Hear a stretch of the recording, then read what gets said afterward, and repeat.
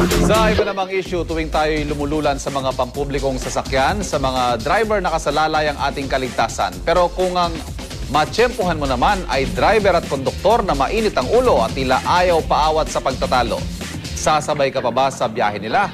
Tulad nila ng driver at konduktor na tampok sa kwentong ito.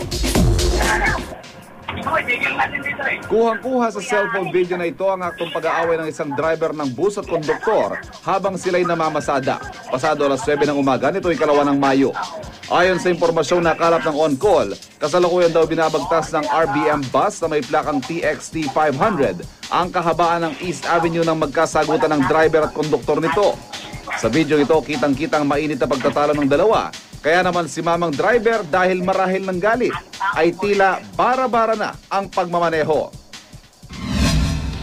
Ipinakita ng on-call sa Land Transportation Office ang nasabing cellphone video at ayon mismo kay LTO Director Edgar Cabase, maaaring maparusahan ng driver at konduktor ng bus dahil sa kanilang inasal.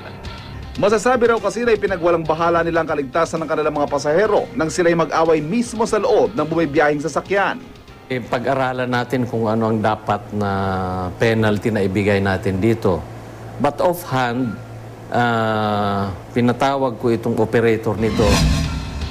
Para imbestigahan ang insidente, sinadya mismo ni LTO Director Edgar Cabase ang opisina ng RBM Bus Company sa San Jose del Monte, Bulacan.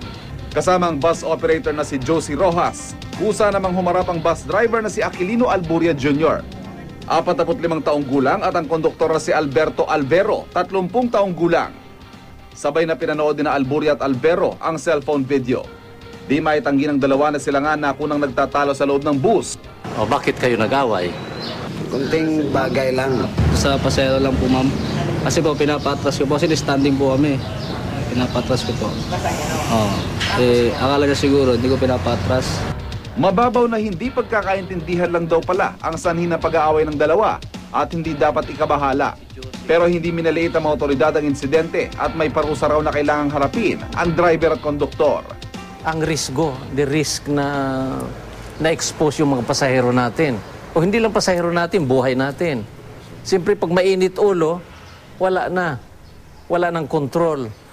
Ang kaukulang parusa dito ay gawin natin na pamultahin na lang natin ito for discourtesy to passengers and then mandatory seminar.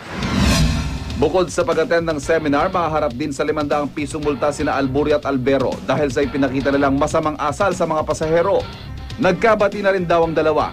Pero ang pinakamahalaga sa lahat, nangako sina Alburia at Albero na hindi na mauulit pa ang insidente. Malaking aral sa amin.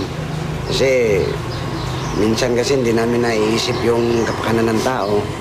Sarili lang namin na kumita kami. Namin alam na minsan nawawala kami sa isip na may dala kami mga buhay. Kaya may kami ng dispensa. Sana nagawa namin. Hindi na po maulit.